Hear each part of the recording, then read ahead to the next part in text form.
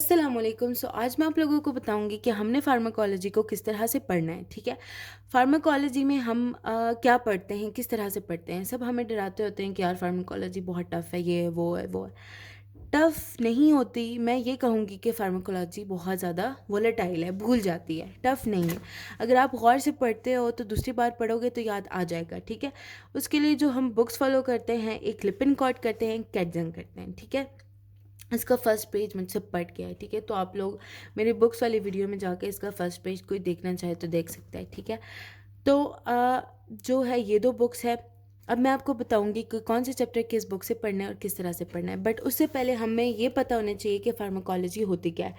Pharmacology में हम drugs के बारे में पढ़ते हैं। हम पढ़ते हैं कि यार एक ड्रग हमने ली है तो वो हमारी बॉडी में किस तरह से काम कर रहा है। जैसे हम जैसे बच्चे होते हैं तो हमें पता होता है यार मैं ये सोचती होती थी कि हम ड्रग ले रहे हैं मुंह से और वो जाकर सर दर्द ठीक कर रहा है, किस तरह से कर रहा है। तो ये क्वेश्चन जब हम फार्माकोलॉजी पढ़ लेते हैं तो ये क्लियर हो जाता है। ठीक है, तो इसमें सबसे पहले हम पढ़ते हैं कि यार हमने एक ड्रग ली है, फॉर एग्जांपल पेनाडोल, जो सबकी बहुत पसंदीदा है। ठीक है, तो हमने पेनाडोल ली है तो जब हम फार्माकोलॉजी पढ़ते हैं हम उसमें देखते हैं कि उसका जेनरिक नेम क्या है। ठीक है, हम उसका देखते हैं कि जेनरिक नेम मतलब कि उसको मतलब नाम क्या है उसके। हर जैसे पेनाडोल तो होता है ब्रांड नेम, जेनरिक नेम होता है उसके अपने जो फॉर एग्जांपल ग्रुप का नेम है ना वो क्या है। ठीक है, हम ग्रुप्स वगैरह उसके देखते हैं, जैसे पैरासीटामोल है फिर ये ग्रुप है तो एनसिड्स आएगी, इस तरह करके। उसके बाद हम देखते हैं मैकेनिज्म ऑफ एक्शन। ठीक है, कि वो काम किस तरह कर रहा है हमारी बॉडी में। तो ये एक साइक्लोऑक्सीजनेज एंजाइम होता है, उसको ब्लॉक करता है। उसके बाद हम उसकी काइनेटिक्स और डायनेमिक्स पढ़ते हैं। काइनेटिक्स में हम पढ़ते हैं कि यार वो ड्रग हमने ली है तो बॉडी में वो कितने टाइम में एब्जॉर्ब हुई है, कितने टाइम वो बॉडी में इसने स्टे किया है, कितने टाइम में उसने फंक्शन स्टार्ट किया है। ये सारा कुछ हम काइनेटिक्स में पढ़ते हैं। और डायनेमिक्स में हम पढ़ते हैं कि what the drug do the body. ठीक है, डू टू द बॉडी, कि वो ड्रग आई है किस तरह रिसेप्टर पे लगी है, ऑल एंड दैट। उसके बाद हम पढ़ते हैं साइड इफ़ेक्ट्स क्या होते हैं और फिर हम कॉन्ट्राइंडिकेशंस पढ़ते हैं कि किस पेशेंट्स को हमने देनी है, किन को नहीं देनी, ये सारा कुछ। ठीक है, यूजेस भी हम पढ़ते हैं इसमें। उसके बाद अब मैं आप लोगों को बताऊं कि किसको पढ़ना किस तरह से है। अब जब से सबसे पहले जो है, जो फर्स्ट 2 चैप्टर्स है इसके, वो तो जनरल है। ठीक है, वो मतलब उसमें हम पढ़ते हैं कि यार काइनेटिक्स क्या है, डायनेमिक्स क्या है।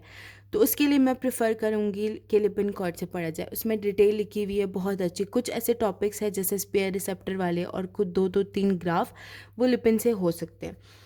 उसके बाद वो सॉरी कैटजंग से कर सकते हैं। लेकिन जो जो बहुत अच्छा लिखा हुआ है पहले 2 चैप्टर्स के लिए, वो ये वाली इस वाले से पढ़ना है।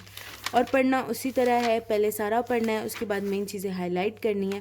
फर्स्ट 2 चैप्टर्स तो full on word to word पढ़ना है, कॉन्सेप्ट्स इसी से ही बनते हैं।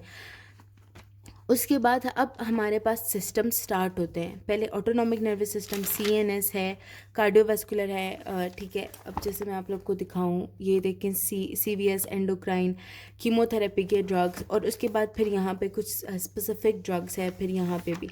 तो अब इसको किस तरह से पढ़ना है। फॉर एग्जांपल अगर अब हम पढ़ रहे हैं एएनएस की ड्रग्स, ठीक है, एएनएस जो है वो भी लिपिन से करो तो बहुत अच्छा है। इसका जो इंट्रोडक्शन वाला चैप्टर है वो कैटजंग से करो, लेकिन जो बाकी 4 चैप्टर्स है उसके वो यहाँ से करो, बहुत अच्छा लिखा हुआ है। अब इसका किस तरह से है कि सबसे पहले फार्माकोलॉजी जो मैं पढ़ती थी, सबसे पहले इसका एक फ़्लो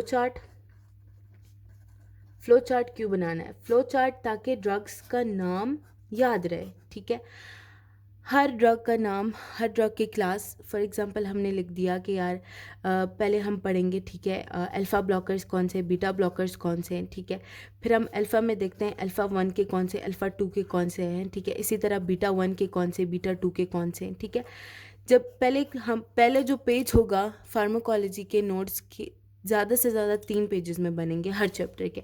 फॉर एग्जांपल पहले पेज में हमने बना लिया फ़्लो चार्ट। ठीक है, फ़्लो चार्ट सारे ड्रग के नाम वगैरह, मैं आप लोगों को आगे दिखाऊंगी भी फ़्लो चार्ट्स। ठीक है, फॉर एग्जांपल ये सारे हमने ड्रग्स के नाम याद कर, ये बहुत इंपॉर्टेंट है, निमोनिक्स बना के भी आप लोग याद कर सकते हो। दूसरे में अब हम लिखेंगे जो सेकंड पेज होगा उसमें हम ड्रग्स की ना, अब हर क्लास के ग्रुप, फॉर एग्जांपल हमने लिख दिया कि यार यहाँ पे है अल्फ़ा ब्लॉकर्स। ठीक है, तो अब हमने अल्फ़ा ब्लॉकर्स के नाम यहाँ पे थोड़े से छोटे करके लिख देने, और फिर हर एक के ना एक एक मेन बात लिखनी है। ये नहीं कि पूरा पूरा बुक उठा के इधर लिख देना है।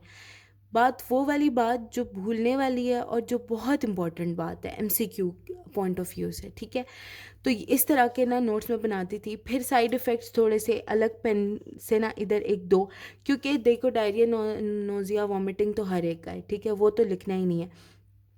जैसे कुछ स्पेसिफिक होते हैं हर ड्रग का कि ये वाला ड्रग ये कर रहा है, ये कर रहा है, तो वो इधर अलग से ना एक दूसरे पेज पे एक दूसरे पेन से ना लिख देना है।